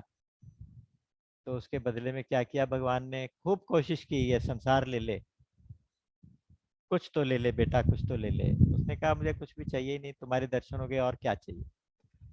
तो भगवान ने उसको अपने विमल भक्ति का वरदान दिया, तब वहां से प्रस्थान किया। विमल भक्ति, निश्चल अमल, ऐसी भक्ति थी। तो जा ही न चाहिए कबहू कछु, तुम सन सहज सने, तुम्हारे से बिल्कुल सहज रूप से स्नेह करे, सहज रूप से प्यार करे, बस भगवान प्यारे ही लगते हैं बस। तो कहते हैं कि तुम उनके हृदय में निरंतर रहो, क्योंकि वो आपका परमानेंट रेजिडेंस, परमानेंट एड्रेस वही रहेगा। ये सारे तो रहने के स्थान है।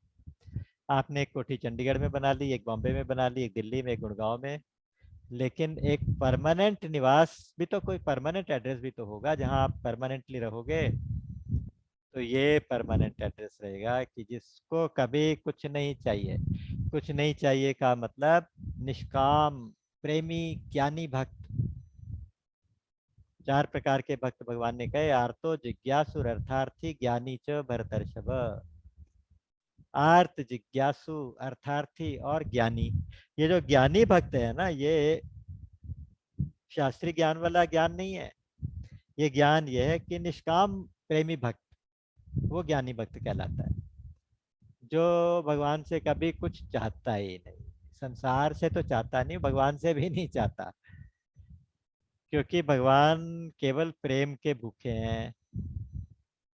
भगवान को प्रेम का मतलब ये होता है कि अगर प्रेम और आसक्ति में थोड़ा सा फर्क है, थोड़ा सा ही फर्क है। मान लीजिए कोई हमें अच्छा लगता है, लेकिन मन ही मन ये रहता है कि इससे हमें कुछ मिलेगा, और कुछ नहीं तो इसका कृपा मिलेगी, इसका प्रेम मिलेगा, है ना। कोई स्वार्थ सिद्ध होगा, या कई बार ऐसा होता है कि कोई स्वार्थ की सिद्धि होगी। कभी लगता है कि इससे प्रेम मिलेगा, बदले में कुछ तो मिलेगा, हम तो इतना प्यार करते हैं, वहां से हमें कुछ रिस्पॉन्स ही नहीं मिला तो छोड़ दो। तो जहां उस रिस्पॉन्स की कोई आवश्यकता है, कोई अपेक्षा ही नहीं कि हम उससे प्यार करते हैं, वो हमें करता है कि नहीं करता, इस बात की कोई परवाह ही नहीं है। जहाँ ऐसा भाव होता है, जहाँ अपने लिए कुछ नहीं चाहिए, तत् सुख सुखित्वम, उसके सुख के लिए, उसके सुख में सुखी हो जाए, अपने प्रियतम के सुख में सुखी। जैसे गोपियां अपने लिए कुछ नहीं चाहती, अपने लिए कुछ नहीं, श्रृंगार करती हैं तो प्रियतम के लिए करती हैं। उन्हें ऐसा कभी भान नहीं हुआ कि ठाकुर जी सिर्फ मुझसे ही प्यार करें, कन्हैया सिर्फ मेरे से ही प्यार करें ना। तुम लालन संग मुदित विराजो, मोहि कहो मुख चंद चकोरी। तो बस आप खुश रहो, प्रसन्न रहो, दोनों मस्त रहो, हमें अपने नैनों की चकोरी बना के रखो। हम तुम्हारे नैनों, हम मेरे आपके मुख चंद्रमा की हम चकोरी बन के आपको देखती रहें। तो जहां अपने लिए कुछ नहीं चाहना, उसको कहते हैं प्रेम। और जहां अपने लिए कुछ भी चाहना है, उसे कहते हैं आसक्ति। तो प्रेम और आसक्ति में ये फर्क है कि जहां अपना सुख चाहिए वो है आसक्ति, स्वार्थ है आसक्ति। और एक प्रेम ऐसा है जिसमें कुछ भी नहीं चाहिए, जा ही ना चाहिए कबहू कछु, तुम सन सहज सने, सहज स्नेह है, उसमें कोई बदले में कुछ चाहिए ही नहीं। तो जहां ऐसा हो, तो वहां पे आप रहो, उसके हृदय में आप अपना परमानेंट एड्रेस बना के रखो। तो इतने तक तो इनडायरेक्टली हम लोगों को उपदेश देने के लिए वाल्मीकि जी ने 14 स्थान भगवान को बताए। मानो ये कहा कि देखो 14 लोक आपने बनाए थे, आप उनमें खुद रह गए थे, अब ये 14 स्थान मैं बनाता हूँ, आप इनमें आप रह जाओ, मेरे बनाए हुए 14 स्थानों में रह जाओ। तो भगवान मुस्कुराते रहे। तब वाल्मीकि जी बोले, अच्छा ठीक है, ये तो ठीक तत्व की बातें, अब थोड़ी व्यवहारिक बात करते हैं। चित्रकूट गिरि करहु निवासु, तह तुम्हार सब भांति सुपासु, सैल सुहावन कानन चारु, करी केहरी मृग बिहग बिहारू, नदी पुनीत पुराण बखानी, अत्रि प्रिया निज तपबल आनी, सुरसरी दाऊ नाव मंदाकिनी, धार नाव मंदाकिनी, जो सब पातक पोतक डाकिनी। तुम चित्रकूट में जाके निवास करो, बहुत सुंदर पर्वत है, बहुत सुंदर वन है वहां पे, और हर तरह की सुविधा वहां पे है, जल भी मिलेगा, खाना पीना भी वहाँ, वृक्ष वृक्ष काफी हैं, वनस्पतियां, कंद फूल, ये सब कुछ है वहाँ पे। हरा भरा है, तो आप इतने सुंदर वन है वहाँ पे, इतना सुंदर पर्वत है वहाँ पे आप रहो, और सब तरह से मौसम वहाँ पे अच्छा होता है। और एक वहाँ से एक नदी आ रही है जो बहुत पुरानी प्राचीन नदी है, पवित्र नदी है, मंदाकिनी नाम है। मंदाकिनी नदी बह रही है वहाँ, और वो अत्रि जी इत्यादि बहुत सारे ऋषि मुनि वहाँ पे तपस्या करते हैं। अत्रि की पत्नी, धर्मपत्नी है अनुसुईया जी, उन्होंने अपने तप के बल से मंदाकिनी को वहां पे प्रकट कराया था। एक बार अत्रि जी समाधि में थे और बड़ा सूखा पड़ गया था उस एरिया के अंदर, अकाल पड़ गया था, पीने के जल की भी दिक्कत हो गई थी, 100 साल तक वर्षा नहीं हुई थी। तो कहते हैं कि 54 साल के बाद जब अत्रि जी की समाधि खुली, इस बीच लगातार अनुसुईया जी उनकी सेवा करती रही। जैसे उनकी समाधि खुली तो उनको अब जल इत्यादि देना, कुछ सेवा करनी, तो कैसे करें क्या करें, तो अनुसुईया जी ने गंगा मैया से प्रार्थना की थी। गंगा मैया ने प्रकट होकर कहा क्या मांगती हो, तो उन्होंने कहा कि मुझे जल चाहिए अपने पति की सेवा के लिए, आप यहाँ प्रकट हो जाएं। तो वहाँ कहा कि चलो एक गड्ढा खोदो, उस गड्ढे खोदने से वहाँ गंगा जी ने वहाँ प्रवेश किया, और उसके अंदर फिर अत्रि जी ने देखा तो हैरान हुए। अत्रि जी ने प्रार्थना करके उनको वही कहा कि आप यहीं निवास करें। तो वो जो एक धार निकली है चित्रकूट पर्वत से, वो धारा सारे पापों का नाश करने वाली मंदाकिनी नदी है, जो गंगा की धारा है।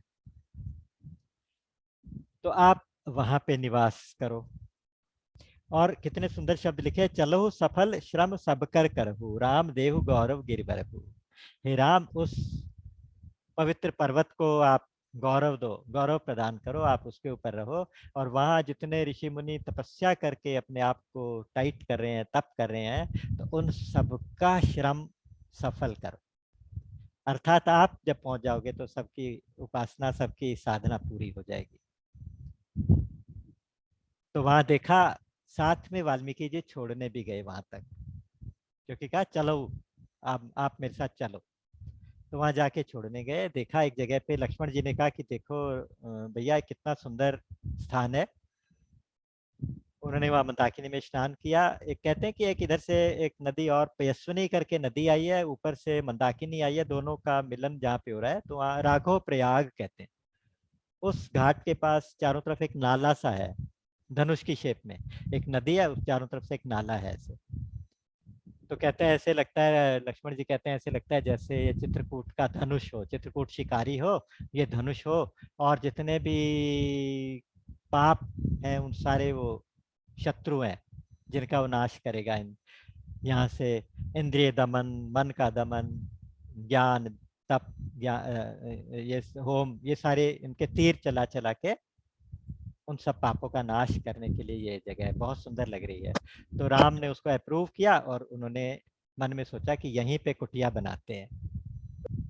अब जैसे भगवान के हृदय में बात आई कि यहाँ कुटिया बनाएंगे, तो सारे देवता प्रसन्न हो गए, और सब लोग विश्वकर्मा को साथ लेके कोल की रातों के वेश में, भीलों के वेश में वहां पे आ गए, और उन्होंने भगवान के लिए दो कुटिया बनाई, एक बड़ी एक छोटी। छोटी लखनलाल जी के लिए, बड़ी राम जी और सीता जी के लिए। और बड़ी इतनी बड़ाई कि उसके अंदर सत्संग इत्यादि भी हो सके। तो वहाँ दो कुटिया बना दी, बड़ी सुंदर सुंदर पर्णकुटी। अब यहाँ पे कहते हैं लखन जान की सहित प्रभु राजत रुचिर निकेत, सोह मदन मुनि वेश जनु रति ऋतुराज समेत। जैसे इंद्र का सारा वैभव यहाँ पे आ गया। यहाँ इंद्र रति जी के साथ और अपने बेटे के साथ, अपने वसंत ऋतु के साथ वहां पे निवास कर रहे हो, ऐसे लगते हैं, ऐसे शोभित हैं। अच्छा, जब वहाँ चित्रकूट में रहे तो छोटा सा प्रसंग यहाँ और लेना जरूरी है। 3 तरह के लोग इनसे मिलने आए। पता चला कि भगवान ने आके यहाँ पे निवास किया, चित्रकूट के ऊपर आके निवास किया। तो शोर मच गया राम के दर्शन के लिए। सबसे पहले कौन आए, अमर नाग किन्नर दिसिपाला, चित्रकूट आए ते ही काला। देवता आ गए, अपने रूप में आ गए, इस बार छुप के नहीं आए, अपने रूप में आ गए। नाग, किन्नर, दिक्पाल, जो दिशिपाल लोग हैं, लोकपाल, वो सारे के सारे लोग आए। उन्होंने आके भगवान को प्रणाम किया, भगवान ने उनका प्रणाम स्वीकार किया और वो फिर भगवान से अपने दुख सुख सुनाने लगे कि हमें, देवता कहने लगे कि हमें यज्ञ का भाग नहीं मिल रहा, राक्षस बड़ा दुखी करते हैं, यज्ञ नहीं करने देते, आप जल्दी इनका संहार, मतलब अपनी अपनी रिक्वायरमेंट्स, अपने अपने टुकड़े राम जी को सुनाए। राम जी ने आश्वासन दिया, सबको अभय दान दिया और सब लोग प्रणाम करके चले गए। दूसरे भक्त कौन आए? चित्रकूट रघुनंदन छाए, समाचार सुनि सुनि मुनि आए। जैसे पता चला कि चित्रकूट में भगवान राम अपनी एक कुटिया बना के रह रहे हैं, तो सारे के सारे वहां रहने वाले ऋषि मुनि जो जो तपस्या करते थे, सब लोग उनके दर्शन करने आए। तो श्री राम ने उनको दंडवत किया, क्योंकि मुनि है तो मर्यादा पुरुषोत्तम राम है, तो उनके आगे दंडवत किया। तो उन्होंने भी आशीर्वाद दिया, फिर कहा कि आज हमारे सारे साधन सफल हो गए, आप आ गए, हम धन्य हुए। और प्रभु हमें ये तकलीफें हैं, अब आप आ गए हो तो सब ठीक हो जाएगा। भगवान से कह रहे हैं, अपनी तकलीफें सुना रहे हैं, अपनी परेशानियां सुना रहे हैं और कह रहे हैं कि हमें साधना करने में ये तकलीफ है। राम ने उन सबको भी आश्वासन दिया, अभयदान दिया, वो भी सब चले गए प्रणाम कर करके। यहाँ पे एक तीसरे जो विचित्र भक्त आए हैं, वो है वहां के लोकल्स, जो कोल, किरात, भील, बनवासी, ये सारे लोग हैं ना, अनपढ़ लोग हैं, अनपढ़ हैं, हिंसक हैं, शिकार आदि करते हैं, लोगों को लूटते हैं, इस तरह की बातें करते हैं। तो ऐसे लोग कोल भील सुन के, जैसे सुना कि राम यहाँ पे रहने आए, तो खुशी से झूम उठे और कहते हैं कि ऐसे दौड़े दर्शन करने के लिए जैसे कोई दरिद्र को सोने की खान मिल जाए और पता चले यहाँ सोना लुट रहा है तो सोना लूटने चले। ऐसे लगता है हमारे घर में 9 निधियां आ गई, इतने प्रसन्न है और खुशी खुशी। देखिए ये जो बिल्कुल गरीब से गरीब, पिछड़े से पिछड़े भक्त हैं, वो खाली हाथ नहीं जा रहे भगवान के पास। कहते हैं कि हाथों में दोने ले लेके उनमें कोई फल तोड़ लेता है, कोई कोई चीज रख लेता है, कोई छोटी छोटी भेंटें रख के, कंदमूल फल इत्यादि रख के दौड़ते जा रहे हैं कि भगवान के दर्शन करेंगे, उनको हमें भेंट देंगे। अपनी अपनी भेंट हाथ में लेके और रास्ते में आने जाने वालों से पूछते हैं, तुम्हें राम के दर्शन हो गए? वो कहता है, तुम्हें हो गए? इतनी उत्सुकता राम के दर्शन की। वहां जाके अपनी अपनी भेंट हाथ में लेके जैसे राम को देखा तो एकदम चित्र लिखित से खड़े रह गए, बिल्कुल जैसे मान लो ये मूर्तियां हो या तो चित्र में किसी ने ड्राइंग बना के खड़ा कर दिया हो, बस सचमुच के ना हो, इतने बिल्कुल हिलना डुलना बंद हो गया, पलके झपकनी बंद हो गई, बस केवल आंखों में नीर भरा हुआ है, पुलकित है, शरीर रोमांचित है, आनंदित है, अंदर से इतना आनंद उमड़ रहा है कि वो आंखों से बरस रहा है, कुछ बोलते नहीं। अब राम उनको बड़े प्रेम से देखते हैं, खुद कन्वर्सेशन शुरू करते हैं, वो कहो कैसे आना हुआ, जैसे कहते तो तुरंत आगे जा जाके प्रणाम करते हैं, अपनी अपनी भेंट प्रभु के आगे रखते हैं। वो कहते हैं कि आज प्रभु हम धन्य हो गए, ये पहाड़ धन्य हो गया, ये रास्ते धन्य हो गए, ये पृथ्वी धन्य हो गई, ये वन धन्य हो गया, यहाँ के जीव जंतु धन्य हो गए, पेड़ पौधे धन्य हो गए, हम तो प्रसन्न हो गए, आप आ गए, आपने बहुत अच्छा फैसला किया कि आप यहाँ रुके, क्योंकि यहाँ बहुत अच्छी जगह है, बहुत अच्छा मौसम रहता है, सारे मौसम अच्छे रहते हैं, यहाँ सभी तरह की सुविधा है, और आप चिंता मत करना, हम है ना। भगवान को कह रहे कि भगवान आप चिंता मत करना, हम है ना, हम आपको, आपकी यहाँ जितने भी जंगली जानवर आते हैं ना, जंगली हाथी आ जाते हैं, कभी कभी बाघ आ जाते हैं, शेर आ जाता है, उनसे हम आपकी रक्षा करेंगे, हम आपकी रक्षा करेंगे, भगवान को कह रहे हैं, इतने भोले भक्त हैं। जबकि देवता कह रहे थे प्रभु हमारी रक्षा करो, ऋषि मुनि कह रहे प्रभु हमारे कष्ट दूर करो, ये कह रहे कि आप चिंता ही मत करो, अब आ गए हो ना, अब हमारी जिम्मेदारी, अब तुम्हारी रक्षा हम करेंगे।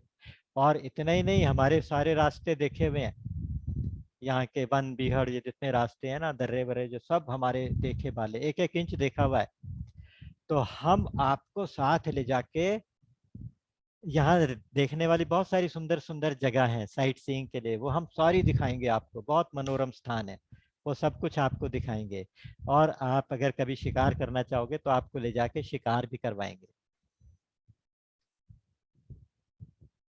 भगवान राम सुन सुन के इतने गदगद हो रहे थे, प्रसन्न हो रहे हैं कि वो कुछ बोल ही नहीं पा रहे, केवल मुस्कुरा रहे हैं। यहाँ पे बहुत सुंदर दोहा तुलसीदास जी ने लिखा है। वेद बचन मुनि मन अगम, सो प्रभु करुणा ऐन, बचन किरातन के सुनत, जिमि पितु बालक बैन। वो राम जो वेदों के लिए भी नेति नेति कह के वेद हाथ खड़े कर देते हैं, अगम्य है, मुनियों के ध्यान में भी नहीं आते ऐसे राम, वो इन भोले भाले किरातों के वचन सुन के ऐसे प्रसन्न हो रहे हैं जैसे छोटा बालक कोई बात करे और पिता प्रसन्न होते हैं। जो बालक कहे तो तरी बाता, सुने ही मुदित मन पितुवर माता। प्रसन्न मन से माँ बाप सुनते हैं, जो छोटे बच्चे भोली भोली बात करते हैं तो माँ बाप जिस भाव से सुनते हैं, तो प्रभु ऐसे देख रहे हैं। यहाँ पे गोस्वामी जी को एक बड़ी सिद्ध चौपाई है, वो बड़ी मशहूर चौपाई वो लिखनी पड़ी। राम ही केवल प्रेम प्यारा, जान लेहु जो जान निहारा। इस प्रसंग को सुन के ये जान ले जो जानने वाला है कि भैया भगवान को केवल केवल केवल प्रेम प्यारा है। रीजत राम स्नेह निसोते, क्या ये जनक जी ने कहा था।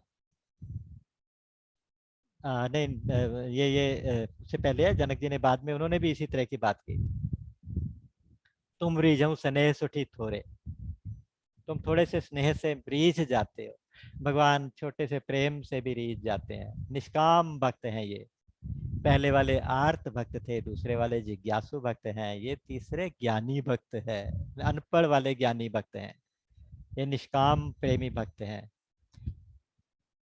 गुरबाणी में आता है कि जिन प्रेम कियो तिन ही प्रभ पायो। जिन्होंने प्रेम किया उनको ही भगवान मिले हैं, उनको ही तिन ही, केवल उनको ही मिले हैं जिन्होंने प्रेम किया। तो उस प्रेम स्वरूप भगवान, प्रेम से रीझने वाले भगवान के आगे इन भीलों को हम यहीं छोड़ जाते हैं। अगली बार आके यहीं से फिर दूसरा प्रसंग उठाएंगे, और फिर जैसे जैसे हरी इच्छा होगी उसके अनुसार आगे आगे परिक्रमा का प्रसंग चलेगा। तब तक के लिए यहाँ से आज विश्राम देंगे। राम अमित गुण सागर, ठह कि पावहि कोई, संतन सन जस किछु सुनेऊ, तुम ही सुनायऊ सोई। बोलिए सच्चिदानंद भगवान की जय। राम।